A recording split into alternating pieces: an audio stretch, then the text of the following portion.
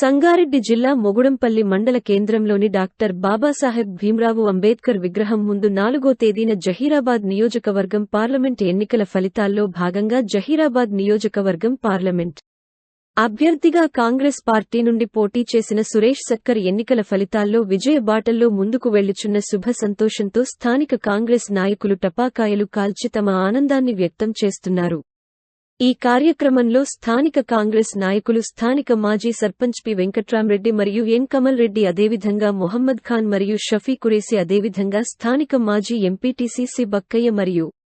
మొహమ్మద్ రఫీ అదేవిధంగా ఎం కృష్ణ మరియు మొహమ్మద్ పాహిం మరియు మొహమ్మద్ ఫైజల్ మరియు ఎం పరశురాం మరియు కాంగ్రెస్ కార్యకర్తలు ఈ కార్యక్రమంలో పాల్గొనడం జరిగింది.